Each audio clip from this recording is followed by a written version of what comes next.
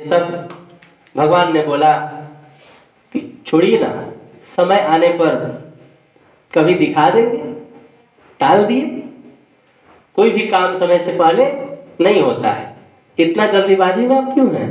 समय आते सब पता लग जाएगा, माया क्या है, ईश्वर क्या है, जीव क्या है।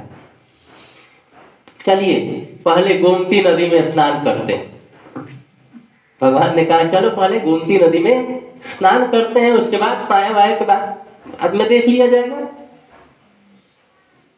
तब क्या हुआ कि गोमती नदी के अंदर जैसे ही भगवान कृष्ण भी डुबकी लगाए और सुदामा जी भी डुबकी लगाए।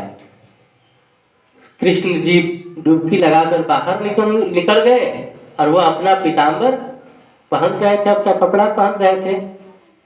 और सुदामा जी जब डुबकी लगाए तो डुबकी लगाते रह गए, वो अंदर ही रहे। और उनको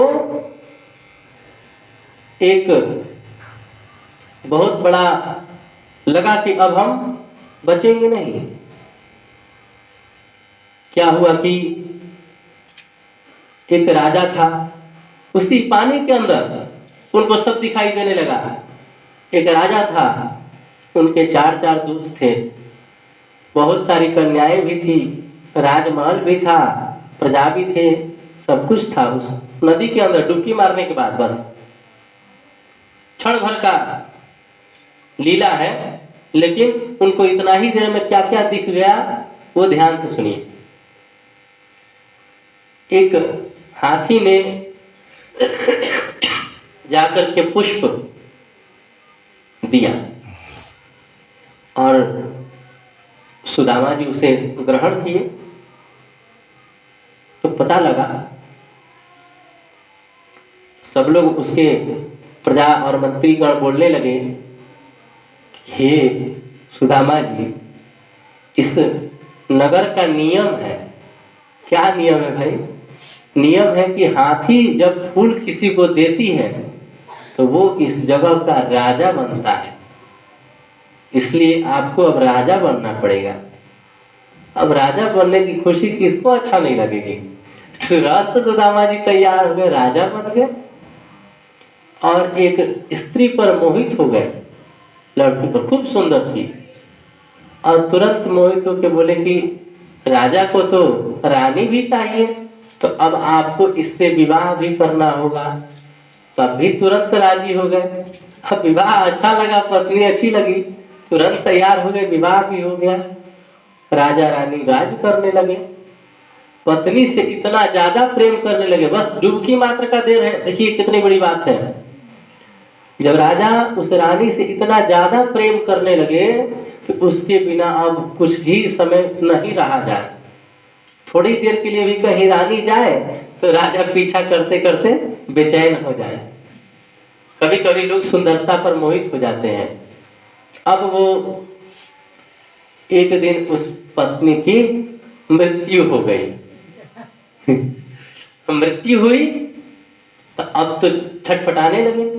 राजा सुदामा जी जो थे खूब फूट फूट कर रो रहे हैं, मेरी पत्नी चलेगी। कैसे कहते हैं हम लोग गाँव में, मरता है तो हाँ माँ मरती है तो लोग कहते हैं कि अगल बगल वाले लोग की कोई बात नहीं, हम है ना, हम देख लेंगे, हम संभाल लेंगे। बाप मरता है तो चाचा वगैरह लोग आके कहते हैं कोई बात नहीं, चिंता मत करो, हम है ना, हम संभाल लेंगे। बहन मरती है तो बहुत सारी बहन बन जाती है, बोलती है कि हम है ना, हम संभाल लेंगे। लेकिन अब पत्नी मरी है तो कौन कहे कि हम है ना, चिंता मत कीजिए, हम संभाल लेंगे। ठीक है, तो ऐसी स्थिति में तो कोई उनका साथ नहीं दे रहा था।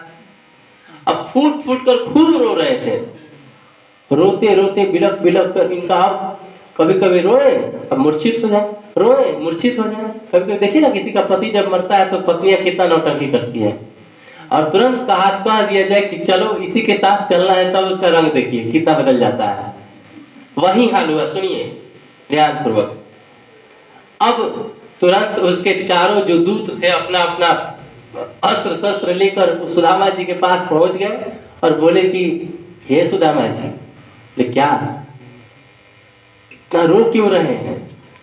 बोले कि मेरी पत्नी जिससे हम बहुत ज्यादा प्यार करते थे वहीं चली गई तो अब हमारा इस दुनिया में कौन रहा, हम उसी के लिए विरक्त बल कर रहे हैं। किसी तरह से मेरी पत्नी मिल जाती तो उपाय बताया।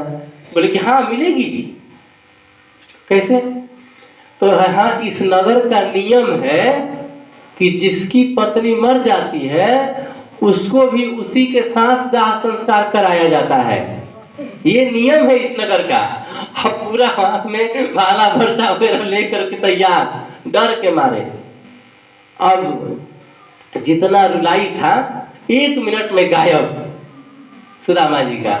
और बोले कि नहीं नहीं नहीं नहीं, अब हम जाएंगे नहीं। बोले कि आपको तो जाना ही पड़ेगा, आप इस नगर के राजा हैं और इस नगर का नियम है, तो जो हमारे खानदान में परंपरा से चले आया है उसको तो मानना ही पड़ेगा।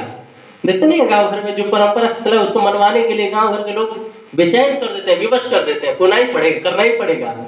अब तो बोले कि इस नगर का परंपरा है कि पत्नी मरी तो आपको भी उसी के साथ दाह संस्कार करा दिया जाएगा, चिता पर चलना पड़ेगा आपको। तब बोले कि कुछ पल के लिए मोहल्लत दे दो। आदमी मांगता है कुछ समय दे दो। बोले किस लिए समय चाहिए? बस ब्राह्मण थे सुदामा जी, बोले कि बस थोड़ा सा संध्या का करने के लिए हमको समय दे दो। ब्राह्मण जब संध्या करता है उसे उससे तेज की वृद्धि, उसे वही उसका तप है, वही उसका बल है, उसी के बदौलत संसार के सभी लोगों को आशीर्वाद दे पाता है, चाहे उसके पास वो बल है। जो ब्राह्मण संध्या नहीं करता उसका तेजहीन हो जाता है वो। तो ब्राह्मण बोले, ब्राह्मण देवता कि हमें बस संध्या करने का वक्त दे दो, बस 15-20 मिनट का। हम आएंगे, गोमती में स्नान करके संध्या करके आ जाएंगे, उसके बाद तुम्हें जो करना होगा कर लेना। ये पिंड छुड़ाने के लिए संध्या का बहाना बना करके सुदामा जी समय मांग लिए। बोले कि ठीक है। अब चारों पहरेदार एकदम टाइट कि कहीं गोमती में नहाने के बहाने भाग न जाए। अब इसका पीछा करते करते उसको नहलाने के टाइम में भी खड़ा और नहा करके जब संध्या करने के लिए आए तो संध्या किए, और संध्या करने के बाद पूरा रोने लगे, फिर बिलक बिलक कर। अब क्यों रो रहे हैं? तो अब तो लगता है कि ये